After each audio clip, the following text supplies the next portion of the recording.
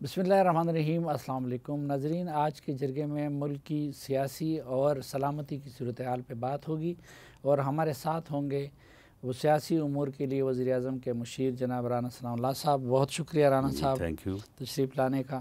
اور سب سے پہلے جو ابھی تازہ ترین جو ہوا ہے کہ قومی سلامتی کمیٹی کے اجلاس کی ان کیمرہ بریفنگ ہوئی ہے، تو بظاہر اس سے کوئی ٹھوس چیز سامنے نہیں آئی۔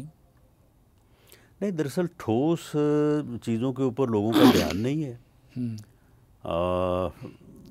اس میں سمجھتا ہوں کہ جو پہلے بریفنگ جو D G M O general Kashif Abdullah ہیں، تو انہوں نے جو بریفنگ دی دیٹ واز ویری پروفیشنل، بڑی ایبل جو ہے وہ ڈسکشن انہوں نے کی، جو صورتحال اس وقت موجود ہے اور اس صورتحال سے کس طرح سے ہماری فورسز جو ہیں وہ عہدہ برا ہو رہی ہیں، فائٹ آؤٹ کر رہی ہیں، اس کے متعلق انہوں نے بتایا۔ اس کے بعد پھر فیوچر میں تو وہ بڑی انفارمیٹیو تھی اور بڑی ڈیٹیل میں تھی۔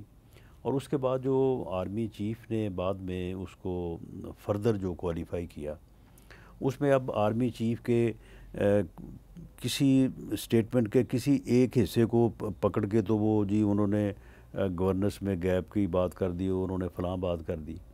جو مین بات انہوں نے کی، جس کے اوپر کوئی توجہ نہیں دی گئی، انہوں نے یہ کہا کہ دہشت گردی کے خلاف ہم حالت جنگ میں ہیں۔ تو اب جب ملک کا جو سب سے بڑا سپہ سالار ہے وہ اگر یہ کہہ رہا ہے کہ دہشت گردی کے خلاف ہم حالت جنگ میں ہیں، تو اب یہ بحث کیا معنی رکھتی ہے کہ آپریشن شروع ہوگا، آپریشن شروع نہیں ہوگا، وہ فلاں کہہ رہا ہے میں آپریشن کی اجازت نہیں دوں گا، وہ فلاں کہہ رہا ہے کہ میں روک دوں گا۔ اس بحث کی کوئی گنجائش ہے جو اس وقت ہو رہی ہے؟ جب یہ بات ڈکلیئر ہو گئی کہ دہشت گردی کے خلاف ہم حالت جنگ میں ہیں، تو پھر اس کے بعد فورسز اور پوری قوم جو ہے اگر حالت جنگ میں ایسے تو نہیں ہے کہ حالت جنگ میں ہو اور پھر آپ یہ سوچیں کہ آپریشن شروع کرنا ہے یا آپریشن شروع نہیں کرنا۔ آپریشن تو ایک بڑی چھوٹی چیز ہوئی نا۔ جنگ تو باتوں سے نہیں لڑی جاتی نا۔ ہم اگر حالت جنگ میں ہیں تو پھر وہ کیا اقدامات ہے جو حکومت اٹھا رہی ہے؟ ملٹری آپریشن کر رہی ہے، ہر وہ اقدام جو ہے وہ اٹھا رہی ہے، اٹھایا جائے گا، جو کہ جنگ میں تو خیر ہر چیز ہی جائز ہوتی ہے، لیکن جو قدم بھی ضروری ہوا۔ اور انہوں نے ایک اسپیسیفک مدت کا بھی انہوں نے ذکر کیا اپنی بات میں کہ آپ ود ان دس پیریڈ ساری چیزیں جو ہے آپ کے اوپر جو ہے وہ واضح ہو جائیں گی، اور ہم نہ صرف اس جنگ کو اس کے منطقی انجام تک لڑ کے پہنچائیں گے اور ان دہشت گردوں کو جو ہے وہ ایلیمینیٹ کریں گے، ان کو منطقی انجام تک ان کے پہنچائیں گے، بلکہ ہم ملک کو جو اس وقت جو صورتحال ہے اس سے انشاءاللہ تعالیٰ لیکن یہ فقرہ بھی ہم تقریباً 20 سال سے سن رہے ہیں نا، جب سے دہشت گردی ہے۔ تو کیا حکمت عملی ہوگی؟ آپریشن ہوگا، انٹیلیجنس بیسڈ کارروائیاں ہوں گی، کیا ہوگا کیا نہیں ہوگا؟ نہیں، دیکھیں، اگر آپ حالت جنگ میں ہیں تو پھر تو سب کچھ ہی ہوگا، انٹیلیجنس بیسڈ آپریشنز بھی ہوں گے۔ اس کے علاوہ اگر آپ کے نوٹس میں آتا ہے کہ کسی جگہ پہ وہ جگہ کہیں بھی ہو سکتی ہے کہ وہاں پہ کوئی دہشت گرد جمع ہیں، وہاں پہ کوئی تیاریاں کر رہے ہیں، وہاں پہ پریپریشن کر کے آپ کے اوپر حملہ آور ہونے کا وہ ارادہ رکھتے ہیں، تو آپ وہاں تک بھی جو ہے وہ پہنچ سکتے ہیں، اور اس قسم کی کوئی سٹرائکس ہوئی بھی ہیں، تو اس میں تو پھر سبھی کچھ ہوگا۔ لیکن دیکھیں، معاملہ یہ ہے کہ اگر تو یہ جنگ صرف ہمارے ملک یا ہماری سرحدوں کی حد تک ہو تو پھر تو ہم اس بات کا حساب کریں کہ 20 سال میں کیا ہوا، 10 سال میں کیا ہوا، کہاں تک ہم پہنچے ہیں، کہاں تک نہیں پہنچے، کون سی کامیابی حاصل ہوئی ہے، کون سی نہیں ہوئی۔ دیکھیں، بات یہ ہے کہ یہ جنگ جو ہے اس کے دوسری طرف جو ہے وہ ہمارا ازلی دشمن، جس نے ہمارے وجود کو ہی تسلیم نہیں کیا، وہ ہم سے 5 گنا بڑا ملک انڈیا ہے۔ اب انڈیا کو ہم ختم کرنے سے تو رہے، لیکن معاملہ یہ ہے کہ اگر وہ اپنی اس حرکت سے یا اس جو بھی اس نے اپنے طور پہ یہ اسٹریٹجی ایوالو کی ہے کہ وہ پاکستان کو سٹیبل نہیں ہونے دینا چاہتے یا پاکستان کو ڈسٹرب رکھنا چاہتے ہیں، تو اس کے اوپر وہ جو بھی حرکتیں کرتے رہیں گے ہم ان کا مقابلہ ہمیں کرنا چاہیے، ہم کر رہے ہیں اور کرتے رہیں گے۔ لیکن اب یہ کہیں کہ جی یہ ختم ہو جائے گا، ختم تو پھر انڈیا ختم ہوگا تو پھر ہی ختم ہوگی نا یہ چیزیں۔ جب تک وہ ہے، جب تک راہ ہے، ایک کلبھوشن کو تو آپ پکڑ سکتے ہیں، دوسرا بھیجیں گے، دوسرے کو بھی پکڑیں گے، لیکن وہ بھیجنے سے تو اس کو نہیں روک سکتے، وہ تو جب تک ہیں وہ بھیجتے رہیں گے۔ یہ اس کے پیچھے انڈیا کا ہاتھ ہے؟ جی 100% جو انڈیا ہے، جو بلوچستان کی ڈسٹربنس ہے، اس کے پیچھے تو 110% انڈیا کا ہاتھ ہے۔ باقی بھی خیر جو کے پی کے میں اور اس طرف ہے اس میں ٹھیک ہے، اس میں پراکسی جو ہے وہ افغانستان بنا ہوا ہے، وہ تھوڑا پیش ہے، لیکن اس کے پیچھے بھی جو ہے وہ راہ ہے۔ اور یہ افغانستان میں جو موجودہ صورتحال اس وقت پچھلے یعنی ریسنٹ پاسٹ میں جو پیدا ہوئی ہے، اب دیکھیں وہاں پہ جو افغان طالبان ہیں جو کہ ٹی ٹی پی کے کزن ہی لگتے ہیں، تو وہ کامیاب ہو گئے ہیں، وہ انہوں نے وہاں پہ حکومت قائم کر لی ہے۔ اور اب ان کو دیکھ کے ان کے جو کزنز ہیں ان کے بھی دل میں جو ہے وہ شرارے پھوٹتے ہیں کہ بھی ہم بھی انہی کی طرح جو ہے وہ کامیاب ہونے کی کوشش کریں۔ نہیں تو تو افغان یہ جو طالبان صورتحال کے ہوئی لیے ہے، تو پاکستان میں بڑی ہمدردی تھی، جشن منایا گیا تھا ان کی فتح پہ، تو کیا افغان طالبان بھی اب پاکستان کے مفاد کے خلاف کر رہے ہیں؟ جی بالکل پاکستان کے مفادات کے وہ خلاف کر رہے ہیں، اور اس وقت بلکہ وہ پراکسی بنے ہوئے ہیں انڈیا کی۔ اور اس وقت جو جس انسرجنسی کا ہمیں سامنا ہے اس میں وہ لوگ براہ راست ملوث ہیں۔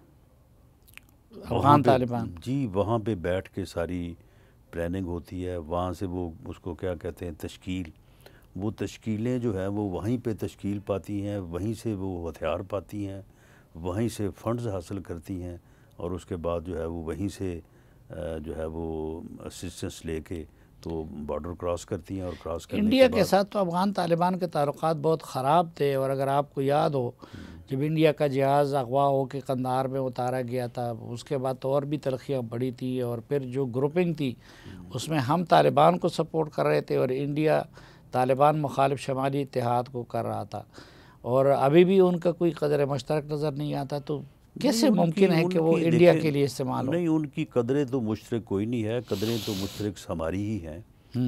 ہمارا علاقہ ایک جیسا ہے، ہمارے لوگ ادھر اور ادھر جو ہیں وہ ایک جیسے ہیں، ایک نسل سے ہیں، آپس میں عزیز داریاں ہیں، کئی دہائیوں پہ مبنی جو ہے وہ تعلقات ہیں۔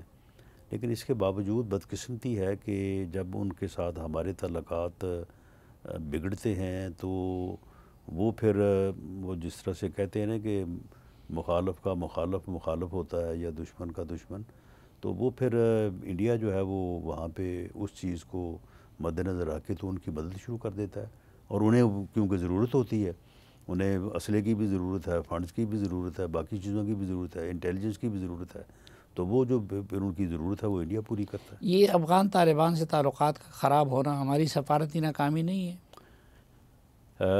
دیکھیں اس میں جو اس دن پارلیمانی سلامتی کمیٹی کی جو میٹنگ ہوئی ہے اس میں مولانا فضل الرحمان صاحب نے یہ تو نہیں کہا کہ ہماری ناکامی ہے، لیکن اس میں انہوں نے اس بات کا ذکر کیا کہ جو پہلے اس قسم کی جو ہے وہ سفارتکاری ہوتی رہی ہے اس میں انہوں نے اپنے کردار کا بھی ذکر کیا، اور انہوں نے اس بات پہ زور دیا کہ ہمیں ٹھیک ہے اگر وہ ہمارے ساتھ لڑ رہے ہیں تو ٹھیک ہے، ہمیں لڑنا چاہیے، اور اگر ہمارے خلاف وہ کوئی کارروائیاں کر رہی ہیں تو ان کو روکنے کے لیے بھی ہمیں اپنی پوری پیش بندی اور ہمیں اپنا پورا جو ہے وہ انتظام کرنا چاہیے۔ لیکن ساتھ ساتھ انہوں نے یہ سجیسٹ کیا کہ ہمیں سفارتکاری بھی کرنی چاہیے، بلکہ انہوں نے جو ہے وہ اپنی ذات کو بھی انہوں نے آفر کیا کہ اگر میں بھی اس بارے میں کوئی مدد کر سکتا ہوں یا کوئی میری ریلیونس بنے تو میں بھی اس میں اپنا کردار ادا کرنے کو تیار ہوں۔ حکومتی سوچ کیا ہے؟ کوئی سفارتی رستہ مکمل تو بند نہیں کیا افغان طالبان کے ساتھ، اور آگے جا کے کوئی سفارتکاری اور ہوگی؟ نہیں، مکمل تو بند خیر کیا بھی نہیں جانا چاہیے، ہو بھی نہیں سکتا۔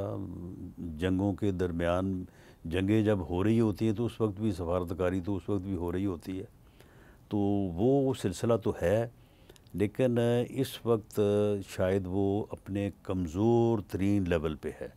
اس وقت وہاں سے کسی قسم کی کوئی جو ہے نا وہ کوئی اچھی یا ٹھنڈی ہوا نہیں آ رہی وہاں سے۔ اچھا ناظرین، ایک مختصر سی بریک لیتے ہیں، واپس آئیں گے تو رانا صاحب سے اندر جو گرم اور ٹھنڈی ہوائیں چلتی ہیں اس پہ بات کریں گے، ہمارے ساتھ رہیے۔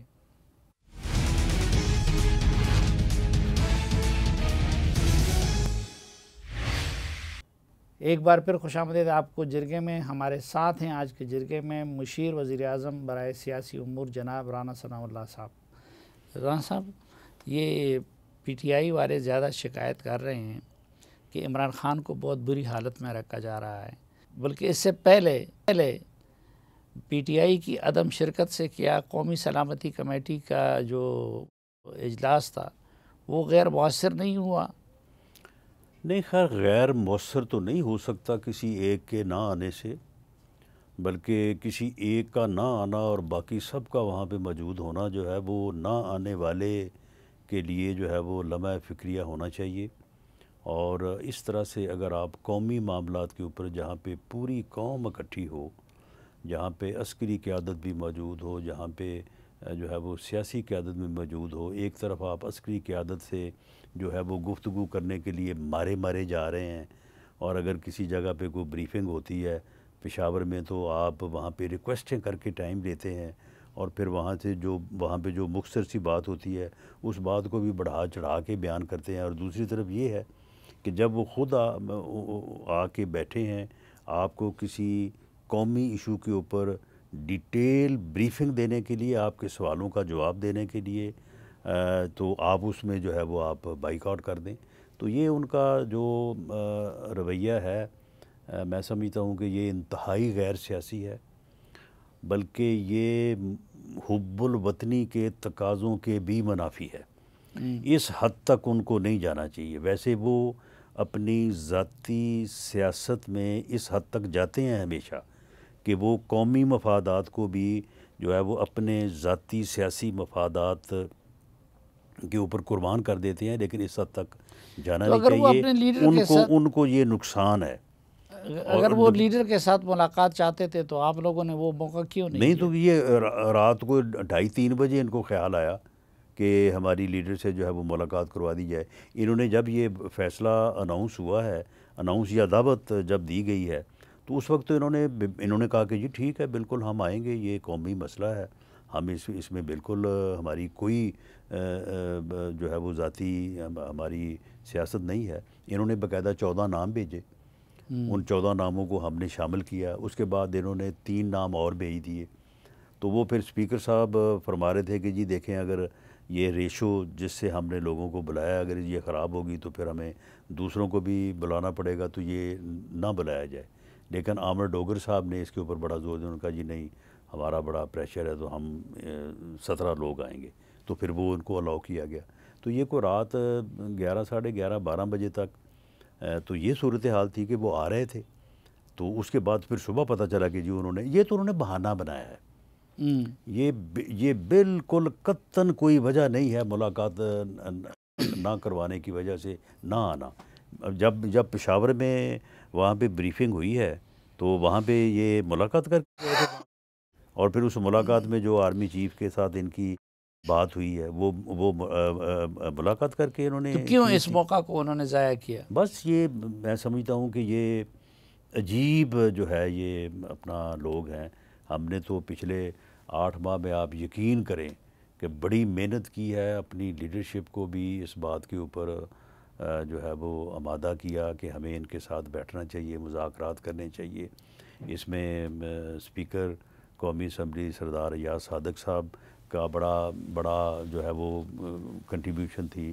اس میں خواجہ سعد رفیق صاحب جو ہے وہ ہمارے ساتھ تھے. ہم نے اکٹھے ہو کے اس معاملے کو بڑی کوشش سے، حالانکہ میاں نواز شریف صاحب نے ایک دو مرتبہ یہ کہا کہ یہ آپ جو کر رہے ہیں نا تو اس نے آپ کے ساتھ نہیں بیٹھنا، وہ مذاکرات کی ٹیبل پہ نہیں آئیں گے. لیکن ہم نے کہا جی نہیں، کوشش کرتے ہیں. پھر وزیر اعظم نے آن دی فلور آف دی ہاؤس جا کے ان کو دعوت بھی دی کہ جی آئیں، بیٹھیں، بات کرتے ہیں. تو اس کے بعد جب مذاکرات تک بات پہنچی تو دوسری میٹنگ میں ہی انہوں نے کہا جی بس اب اگلی میٹنگ ہم نہیں کریں گے، ہمیں اجازت نہیں ہے. تو معاملہ یہ کہ یہ ان کا ایک ایسا رویہ ہے جس نے ان کو یہ دن دکھائے ہیں. آپ نے میاں نواز شریف صاحب کا ذکر کیا، وہ خود ایکٹیو ہو کے ایک قومی کنسنسس کیوں ڈیولپ نہیں کر لیتے؟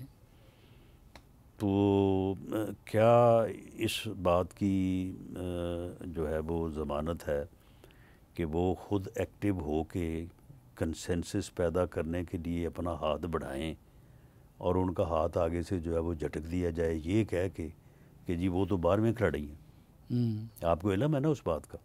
یہ میں نے بات کی تھی وہاں پہ، خواجہ سعد رفیق صاحب کے والد کی برسی تھی، تو میں نے وہاں پہ کہا تھا کہ یہ ہمارے جو سینئر ترین اس وقت جو مین پارٹیز کے لیڈرز ہیں، اگر یہ بیٹھ جائیں تو جو 70 سال کے مسئلے ہیں 70 دنوں میں حل ہو سکتے ہیں. تو اس کے اوپر میاں نواز شریف صاحب نے تو کوئی اعتراض نہیں کیا. انہوں نے تو نہیں مجھے کہا کہ رانا صاحب آپ نے یہ کیا بات کر دی ہے. لیکن اگلے دن جب فیصل چودھری صاحب ملے ہیں ان کو جیل میں، تو انہوں نے باقاعدہ انہیں کہا کہ آپ جائیں باہر اور باہر جا کے اس میری یہ سٹیٹمنٹ جو ہے نا اس کو، تو انہوں نے کہا کہ جی وہ رانا ثناء اللہ صاحب نے یہ بات کی ہے.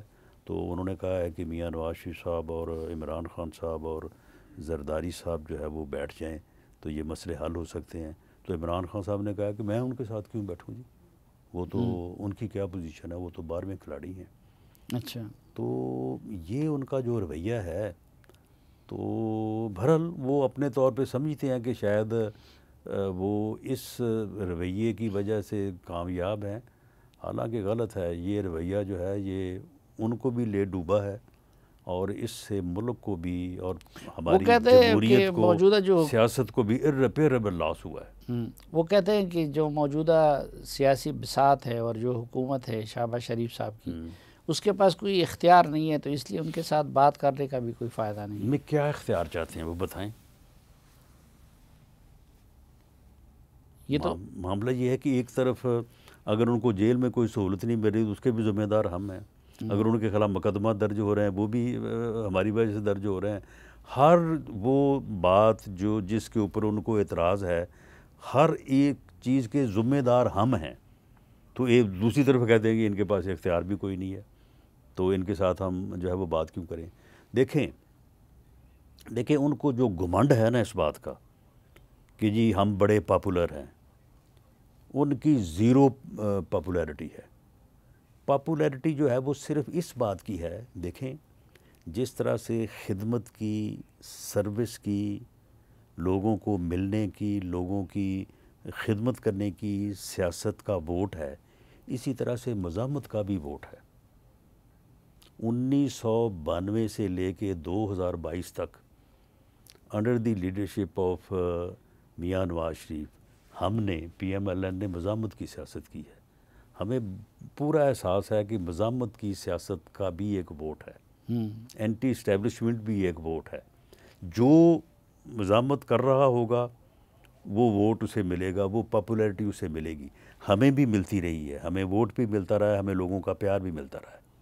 اب اگر میں یہ نہ کہوں کہ اب مزاحمت کا جو سائیڈ ہے وہ عمران خان کے حصے میں ہے، تو وہ جو پاپولیرٹی ایک مزاحمت کی سیاست کو ہے وہ ٹھیک ہے، اس کے ساتھ ہے.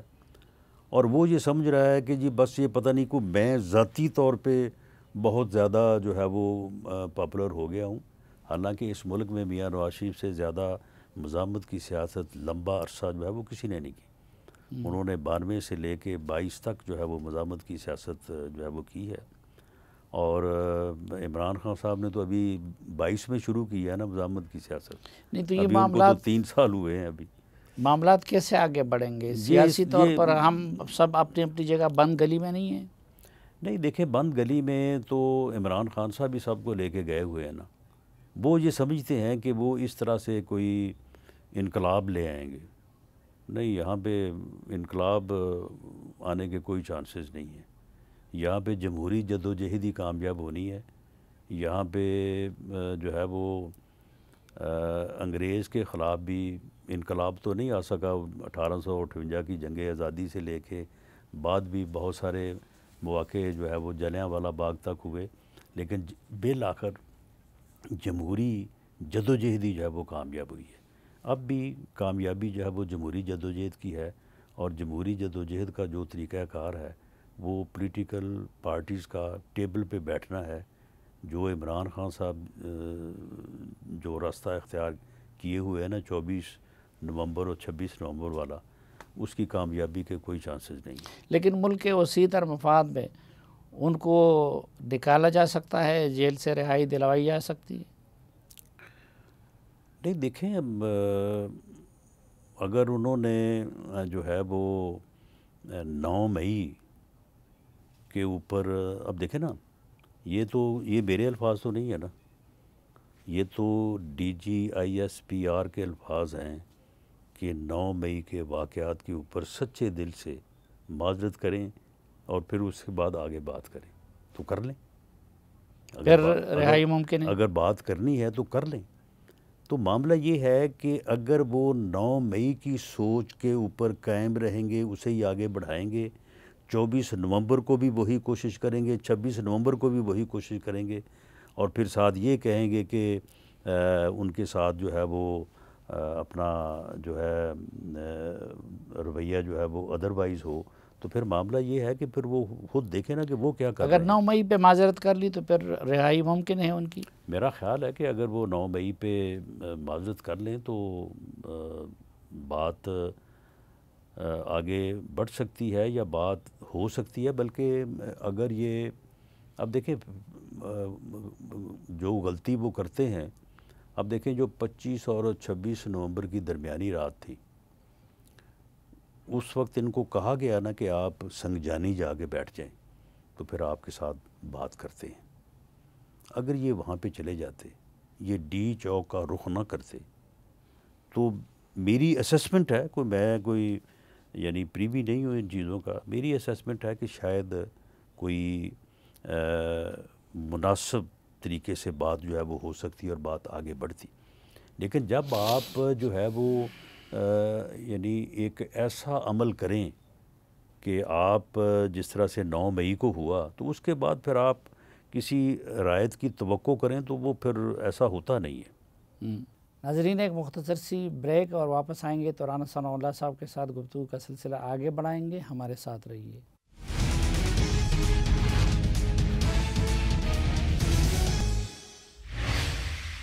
ایک بار پھر خوش آمدید آپ کو جرگے میں. آج کے جرگے میں ہمارے ساتھ ہیں جناب رانا ثناء اللہ صاحب. رانا صاحب، یہ اتنے بڑے کابینہ کی کیا ضرورت ہے؟ دیکھیں، کولیشن گورنمنٹ ہے اور پولیٹیکل ایڈجسٹمنٹس بھی جو ہے وہ ایک پولیٹیکل گورنمنٹ نے، ڈیموکریٹک گورنمنٹ نے کرنی ہوتی ہیں. لوگوں کے مطالبات ہوتے ہیں، لوگ کہتے ہیں کہ جی ہمیں 4 مرتبہ الیکٹ ہوئے ہیں، 5 مرتبہ الیکٹ ہوئے ہیں، ہمیں جو ہے وہ موقع نہیں دیا گیا. تو یہ مختلف قسم کے لوگوں کے پریشرز ہوتے ہیں، تو ان کو بھی ایک پولیٹیکل ڈیموکریٹک گورنمنٹ نے اکاموڈیٹ کرنا ہوتا ہے. تو جو آئین میں آپ کو ایک گنجائش، ایک لمٹ دی گئی ہے، تو اس میں رہتے ہوئے یہ کرنا تو کوئی نامناسب بات نہیں ہے. تو we are in that limit. لیکن ضرورت سے زیادہ ہے. آپ وزارت داخلہ، آپ خود وزیر داخلہ رہے ہیں، تو وزارت سرے سے ہے ہی نہیں، وہ ڈیوال ہو چکی ہے. اور یہاں پہ وفاقی وزیر بھی ہے، اس کے لیے مشیر بھی ہے، اس کے لیے وزیر مملکت بھی ہے. تو یہ وسائل کا ضیاع نہیں. تو وہاں پہ دفتر تو ہے نا، گاڑی بھی ہے، ہاں، جھنڈا بھی ہے. تو پھر تو یہ چیزیں تو ہیں نا وہاں پہ. لیکن کرنے کے کام تو نہیں ہے نا. کرنے کے کام بس پھر ٹھیک، کام تو جن لوگوں کے کرنے کا ہوتا ہے انہوں نے کرنا ہوتا ہے. اچھا، تو وہ خود وزیروں نے نہیں کرنا ہوتا؟ جو ان سے یعنی کروانا یا کرنا مقصود ہو تو وہ بھی ساتھ ساتھ ہوتا رہتا ہے. اب جو اپنا ہے پرویز خٹک صاحب جو کے پی کے میں صورتحال درپیش ہے اور اس میں جو علی امین گنڈا پور صاحب کی جو وہ فاؤل شاٹس جو وہ کھیلتے رہتے ہیں, تو اس صورتحال میں میرا یہ خیال ہے کہ پرویز خٹک صاحب جو ہیں وہ ایک بڑا مؤثر رول جو ہے وہ ادا کر سکتے ہیں, بیلنس کر سکتے ہیں. تو ان سے گورنمنٹ کو بھی اور ہماری لا انفورسنگ ایجنسیز کو بھی جو وہاں پہ حالات کو کنٹرول کرنے میں اپنی جو ہے وہ بھرپور کوشش کر رہی ہیں, تو انہیں ان کی جو ہے وہ شکل میں ایک اچھی جو ہے وہ مدد مل سکتی ہے, مشاورت مل سکتی ہے. مزید ایکسپینشن تو نہیں ہوگی کابینہ میں؟ نہیں, میرا خیال ہے اب تو شاید گنجائش بھی نہیں ہے, کیونکہ جو وہ اپنا ہے کانسٹیٹیوشن میں 11% کا, تو میرا خیال ہے کم و بیش ہم اس کے قریب قریب ہیں, بلکہ پورا ہی ہو گیا.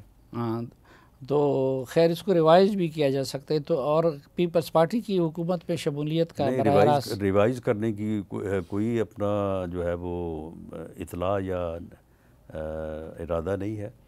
باقی پیپلز پارٹی کو جو ہے, پیپلز پارٹی کو تو بڑی کوشش ہوئی ہے. یہ آپ کے علم میں ہے کہ کیبنٹ نامکمل تھی. اب اضافے کو لوگ اضافہ تو کہہ رہے ہیں, لیکن یہ کیبنٹ کی تکمیل ہے, کیونکہ جس دن پہلی کیبنٹ اناؤنس ہوئی تھی تو ایک منسٹر کے پاس 2 3 جو ہے وہ ڈپارٹمنٹ تھے. تو اس وقت بھی کہا گیا تھا کہ ودن 3 months جو ہے وہ کابینہ کو مکمل کیا جائے گا. تو وہ 3 ماہ کا جو 1 سال ہوا ہے, تو وہ اسی وجہ سے ہوا ہے کہ پیپلز پارٹی کو یہ کہا جاتا رہا ہے کہ وہ پیپلز پارٹی جو ہے وہ شامل ہو. لیکن پیپلز پارٹی میرا خیال ہے کہ اس نے آخری بار اس بات سے معذرت کر لی, اور اب وہ کیبنٹ کا حصہ تو نہیں بنیں گے. ایم کیو ایم کیوں ناراض ہے؟ ایم کیو ایم کی بعض شکایات جائز ہیں, اور ایک تو جو پورٹ فولیو ہے وہ کچھ اور چاہتے تھے جو کراچی سے متعلقہ ہیں, لیکن ان کو شاید وہ نہیں دیے گئے. ایک تو وہ ان کا گلہ ہے جو وہ کرتے ہیں. دوسرا یہ ہے کہ پیپلز پارٹی وہاں پہ ان کو جو ہے نا وہ سپیس نہیں دے رہی, خاص طور پہ کراچی میں وہ جو چاہتے ہیں, حیدرآباد میں وہ چاہتے ہیں. تو اس کے اوپر جو ہے وہ بڑے ڈسٹرب ہیں وہ, اور اس کا وہ مطالبہ ہم سے کرتے ہیں. ہم کوشش تو خیر کر رہے ہیں کہ ان کے ساتھ ہمارا ایک معاہدہ ہوا تھا جس میں پیپلز پارٹی بھی شامل تھی جب پی ڈی ایم کی گورنمنٹ بنی تھی. تو وہ پھر اس وقت بھی نہ پورا ہو سکا. اس کو آج بھی وہ اس کے اوپر زور دے رہے ہیں, تو وہ آج بھی نظر نہیں آ رہا کہ اس کو پورا کیا جا سکے. لیکن بہرحال ہم ان کو انگیج کریں گے. ان کی ناراضگی جو ہے وہ ہمیں جس حد تک بھی دور کر سکتے ہیں ہمیں دور کرنی چاہیے. انہیں ہماری نیت پہ شک نہیں کرنی چاہیے. ہم پوری نیک نیتی سے ان کو اکاموڈیٹ کرنا چاہتے ہیں, لیکن اگر کچھ مجبوریوں کی وجہ سے نہیں کر پا رہے تو انہیں ہمارے ساتھ ناراضگی کا اظہار کرنا چاہیے, لیکن ناراض ہونا نہیں چاہیے. ناراض نہیں ہونا چاہیے, اور ناراضگی کا اظہار, یہ عجیب تعلق ہوگا کہ ناراضگی کا اظہار کرے لیکن ناراض نہ ہو, ناراض ہو, ہم سے دور نہ ہوں. ہاں, لیکن دوسری طرف سے بھی ناراضگی کا اظہار کیا جا رہا ہے. پنجاب میں پیپلز پارٹی کو شکایت ہے کہ نون لیگ انہیں اسپیس نہیں دے رہی. نہیں, وہ ہم نے یہ میٹنگ کی ہے پچھلے دنوں, تو اس میں ایک پوائنٹ کے اوپر بیٹھ کے ان کے ساتھ ڈسکشن ہوئی ہے, اور سبھی کے اوپر ان کے تمام گلے شکوے جو ہیں وہ اکاؤنٹ فار ہوئے ہیں. ان کو ہم نے دور کیا ہے, کچھ کا وعدہ کیا ہے. 1-2 چیزیں ایسی ہیں کہ جہاں پہ یہ جو پوسٹنگ ٹرانسفر کا مسئلہ ہے اس کے اوپر chief minister Punjab madam Maryam Nawaz Sharif صاحبہ جو ہیں انہوں نے ایک طریقہ کار اپنایا ہے, اور اس میں ہمارے لوگوں کو بھی تھوڑا بہت شکایت رہتی ہے. اس کے اوپر شکایت ان دوستوں کو بھی ہے, ہمارے پیپلز پارٹی کے دوستوں کو بھی. لیکن اس میں دیکھیں, اگر انٹرویو کرنے کے بعد میرٹ کے اوپر اگر جو ہے وہ آفیسرز کی تعیناتی ہو تو اس میں آفیسرز کو بھی چاہیے کہ وہ لوگوں کو اکاموڈیٹ کریں. ایسا نہ کریں کہ وہ یہ سمجھیں کہ جی کیونکہ ہم اپنے بل پہ یا اپنی صلاحیت پہ ہم جو ہے وہ تعینات ہوئے ہیں، تو اب ہم نے کسی کی پرواہ نہیں کرنی، کسی کا کام ہی نہیں کرنا، کسی کو عزت نہیں دینی، کسی کو اکاموڈیٹ نہیں کرنا. تو یہ شکایت بھی ہے، اس کو بھی دور کرنے کی جو ہے وہ ہم کوشش کریں گے. اور دوسرا یہ ہے کہ ملک کی یا صوبے کی جو اوور آل امن و امان کی صورتحال ہے، تو اس میں لوگ میرٹ پہ لگنے چاہیے. اسی سے جو ہے وہ بہتری آ سکتی ہے، ادروائز تو پھر معاملہ خراب ہو جاتا ہے. آپ کا اشارہ آئی جی اور چیف سیکرٹری کی طرف تھا کہ وہ اکاموڈیٹ نہیں کرتے لوگوں کو. نہیں، اس میں آئی جی تو اس میٹنگ میں موجود تھے، چیف سیکرٹری اس میٹنگ میں موجود تھے. ان کے ذمے جو بات تھی انہوں نے اس کی وضاحت بھی کی، اور وہ ویسے دونوں اچھے آفیسر ہیں، وہ اکاموڈیٹ کرتے ہیں. لیکن اوور آل پھر اب ہر ضلع میں ڈی پی او ہے، ڈپٹی کمشنر ہے، کمشنرز ہیں، آر پی اوز ہیں، سی پی اوز ہیں. تو وہاں پہ کوئی تھوڑی بہت شکایت جو ہے وہ وقتاً فوقتاً ہوتی رہتی ہے. تو اس کا بھی حل تو یہی ہے کہ اس کا ازالہ کیا جائے. اچھا، وہ اس موضوع کی طرف دوبارہ چلتے ہیں کہ آپ لوگ کیا سمجھتے ہیں زیادہ چیلنجنگ مسئلہ وہ بلوچستان کا ہے یا خیبر پختونخوا کا ہے؟ میرے خیال میں اس وقت جو ہے وہ بلوچستان کا ہے. اچھا، اس وقت ویسے بلوچستان چیلنجنگ تو خیر دونوں ہی ہیں. میں کسی لیکن بڑا چیلنج وہ ہے. میرا خیال ہے کہ اگر ان دونوں میں سے آپ نے اگر دیکھنا ہے تو پھر قدرے بلوچستان کا جو ہے وہ زیادہ ہے. اس کی وجہ یہ ہے کہ بلوچستان میں بیرونی مداخلت جو ہے وہ بہت زیادہ ہے، اور پھر وہاں پہ جو لوگ ہتھے چڑھے ہوئے ہیں بیرونی ہمارے دشمنوں کے، ان کا جو وے آف ایکشن ہے وہ بہت صفاقانہ ہے. یعنی مزدوروں کو جو ہے وہ ان کے جو ہے وہ گھروں سے نکال کے سڑک پہ کھڑا کر کے ان کو قتل کرنا، بس روک کے سواریوں کو جو ہے وہ شناختی کارڈ چیک کر کے ان کو قتل کرنا، یہ ٹرین کو جو ہے وہ بنا لینا ہوسٹیج. تو یہ کافی جو ہے نا یہ تکلیف دہ چیزیں ہیں. اور اس سے میں سمجھتا ہوں کہ اب آپ دیکھیں نا کہ وہ ایک طرف بلوچ بن کے جو ہے وہ یہ کام کرتے ہیں، دوسری طرف وہ اس بات کا خیال نہیں کرتے کہ پنجاب میں یا دوسرے صوبوں میں، ایون کراچی سندھ میں کتنے پرسنٹ جو ہے وہ پشتون بھی ہیں، بلوچ بھی ہیں. بلکہ بعض شہروں میں، ہمارے فیصل آباد میں جو ہے وہ پشتون جو ہے وہ یعنی ان کے بڑے اچھے کاروبار ہیں، بلکہ بعض کاروباروں میں وہ پوری ان کی منوپلی ہے. تو یہ ایک بڑا غلط نہیں تو آپ کیا سمجھتے ہیں کہ کس چیز نے ان کو اس پہ مجبور کیا کہ وہ لوگوں کو قتل کرنے کے لیے؟ نہیں، کسی چیز نے دیکھیں، بات یہ ہے کہ جس چیز کو پوری دنیا تسلیم کر چکی ہے اس کے اوپر اب ہمیں اگر مگر نہیں کرنا چاہیے. دہشت کوئی عذر، بھلے وہ کتنا ہی فنڈامنٹل ہو، کتنا ہی وہ جائز ہو، کوئی عذر جو ہے وہ دہشت گردی کا جواز نہیں بن سکتا.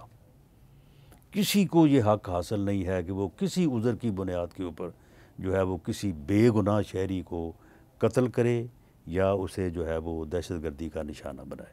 یہ پوری دنیا نے تسلیم کیا ہے. پوری دنیا جو ہے دہشت گردی کے کسی عذر کو جو ہے وہ جواز تسلیم نہیں کرتی. اب ہمیں بھی نہیں کرنا چاہیے. ہم جب دہشت گردوں کے خلاف بات کرتے ہیں اور پھر ساتھ ہی ہم دوسری بات شروع کر دیتے ہیں، یہ بڑا غلط ہے. اس سے دہشت گردی کو جو ہے وہ تقویت ملتی ہے، ان کو ایک سیف آرگومنٹ جو ہے نا ملتا ہے. یہ نہیں ہمیں کرنا چاہیے. اگر کسی جگہ پہ کوئی بھی مسئلہ ہے، کے پی کے میں ہے یا بلوچستان میں ہے، وہ علیحدہ بیٹھ کے لوگ بات کریں. وہ مسئلے جو ہیں وہ کہاں نہیں ہیں؟ پنجاب میں نہیں ہیں. پنجاب میں بھی ڈیولپمنٹ کے مسئلے ہیں، پنجاب میں بھی لوگوں کے ساتھ بعض علاقوں میں، بعض ضلعوں میں جو ہے وہ لوگوں کے ساتھ کسی کے ساتھ حق تلفی بھی ہوتی ہوگی، باقی بھی سارے معاملات ہوتے ہوں گے. تو لیکن یہ جو ہے نا یہ کوئی جواز نہیں ہے. دہشت گردی کو کوئی جواز حاصل نہیں ہے. مذاکرات ہو سکتے ہیں ان لوگوں کے ساتھ؟ نہیں، جو آدمی بندوق لے کے کھڑا ہے اس کے ساتھ کیا مذاکرات؟ وہ بندوق رکھے تو اس کے ساتھ مذاکرات ہونے چاہیے. بندوق رکھوانے کے لیے مذاکرات کیے باقی جو ہے باقی اس کے علاوہ جو ہے لوگ جو ہیں ان کے ساتھ میں سمجھتا ہوں کہ مذاکرات ہونے چاہیے. ان کو مسلسل جو ہے وہ انگیج کرنا چاہیے ریاست کو. مثلاً اب اس میں بلوچستان میں یعنی جو اختر مینگل صاحب ہیں، ڈاکٹر عبد المالک صاحب ہیں، اسی طرح سے ایک پوری محمود خان اچکزئی صاحب ہیں، باقی اور خان ایک آپ قلات ہیں. ہاں پوری ایک کلاس ہے. وہ لوگ بھی تو ناراض ہیں نا اس وقت، وہ لوگ بھی جو ہے وہ اس وقت ڈائلاگ میں نہیں ہے. ان کے ساتھ ڈائلاگ کرنا چاہیے، ان کی جو جائز باتیں ہیں ان کو ہمیں آگے بھی لے کے جو ہے وہ چلنا چاہیے، لیکن انہیں بھی چاہیے کہ وہ دہشت گردوں کی سپورٹ نہ کریں، دہشت گردوں کی مذمت کریں، اور کوئی ایسا آرگومنٹ جو ہے وہ آگے نہ لے کے آئیں جو ان دہشت گردوں کو سپورٹ کریں. تو کیا وہ ایسے کرتے ہیں؟ وہ ان میں سے سارے تو نہیں، لیکن کچھ ہیں جو پھر ان کی مذمت نہیں کرتے. یہ تھوڑا سا جو ہے نا یہ چیزیں جو ہیں، اب جس طرح سے وہ مارنگ بلوچ کی بات ہوتی رہتی ہے، تو اسے چاہیے نا کہ وہ اگر وہ وہاں پہ خود کو کلیم کرتی ہے کہ وہ لوگوں کے حقوق کی بات کرتی ہے، تو اسے ان بے گناہ لوگوں کے حقوق نظر نہیں آتے، ان مزدوروں کے حقوق نہیں ہیں جن کو ان مزدوروں کا کیا قصور ہے، یا وہ اس بات میں کس طرح سے قصوروار ہیں کہ ان کو آپ ان کی جھونپڑیوں سے نکالیں اور نکال کے ان کو جو ہے وہ قتل کر دیں. تو ان کے ساتھ ہمدردی اسے کرنی چاہیے. اور جو ٹی ٹی پی ہے ان کے لوگوں کے ساتھ بات چیت کا دروازہ بند ہے؟ جی ان کے ساتھ تو خیر مذاکرات بھی ہوئے، ان کو یہاں پہ آنے کی اجازت بھی ہوئی، اور یہ سارا جو ہے وہ سلسلہ ایک بڑا آرگومنٹ جو اس سے پہلے جو پی ڈی ایم کے دور میں جو ہوتی رہی ہیں بریفنگز، تو اس کا تو بڑا غلط رزلٹ سامنے آیا ہے، اس کا تو بڑا نقصان ہوا ہے. اچھا، تو اس لیے مزید گنجائش نہیں ہے؟ مزید میرا خیال ہے کہ گنجائش ان لوگوں سے تو نہیں ہے جن لوگوں نے غلط فائدہ اٹھایا ہے، ان لوگوں سے تو گنجائش نہیں ہے. اچھا لیکن میرا خیال ہے کہ اس میں جو افغان حکومت ہے اس کے اوپر یقیناً یہ ہماری اسٹریٹجی کا حصہ ہوگا اور ہونا چاہیے کہ وہ اگر وہاں سے ان کو فیسیلیٹیٹ کرنا بند کر دیں تو یہ چیپٹر جو ہے نا یہ تو کلوز ہو سکتا ہے. اچھا، یہ جو آرمی چیف نے فرمایا ہے وہاں پہ کہ پاکستان کو ہارڈ اسٹیٹ بنائیں گے، ہارڈ اسٹیٹ سے کیا مراد ہے؟ ہارڈ اسٹیٹ سے مراد یہی ہے کہ یعنی ہتھیار اٹھانے والوں کا جو ہے وہ ان کی کمین گاہوں تک جو ہے وہ ان کا پیچھا کیا جائے. اچھا، یعنی اگر اب دیکھیں نا وہاں پہ ایشو تو یہی ہے نا کہ وہ آتے ہیں، آ کے اپنی کارروائی کرتے ہیں، اس کے بعد پھر کہیں اور چلے جاتے ہیں.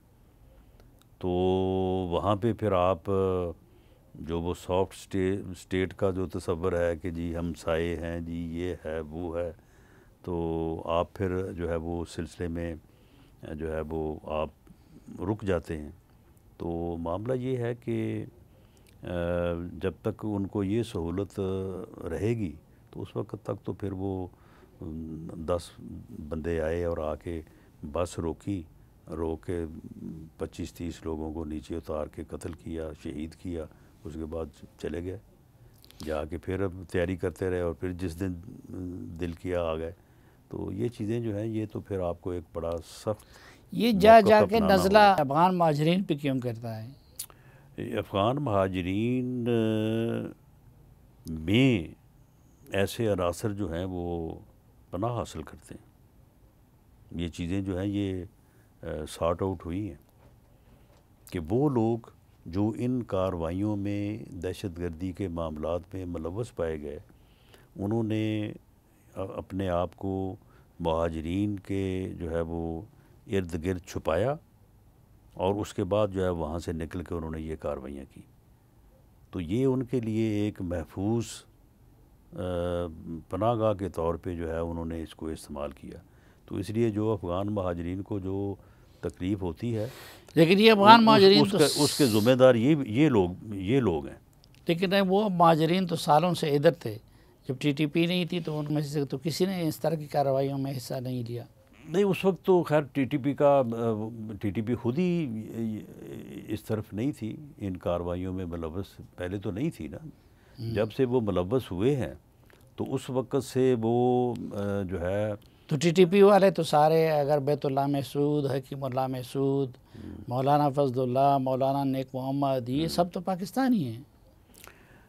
بالکل پاکستانی ہیں، لیکن اس وقت اب جو ریسنٹلی جو ہوئے ہیں دہشت گردی کے واقعات، ان میں پاکستانی بھی نیشنل بھی ملوث رہے ہیں، ان میں افغان نیشنل بھی ملوث رہے ہیں. وہ باقاعدہ جو ہے وہ باقاعدہ آئیڈینٹیفائی ہوئے ہیں. یہ جو واقعہ ہوا ہے ٹرین جعفر ایکسپریس کی یرغمال بنانے کا، تو اس میں بھی جو لوگ مارے گئے ہیں وہاں پہ، ان میں سے کچھ کی آئیڈینٹی جو ہے وہ ایز افغان نیشنل جو ہے وہ آئیڈینٹیفائی ہوئی ہے. رانا ثناء اللہ صاحب، ہمیں وقت دینے اور ہم سے تھینک یو بات کرنے کا بہت تھینک یو. شکریہ. ناظرین، دعا کے ساتھ کہ آپ جہاں بھی رہیں خیریت سے رہیں، خوش رہیں. آج کے جرگے سے اجازت چاہتا ہوں. اللہ حافظ.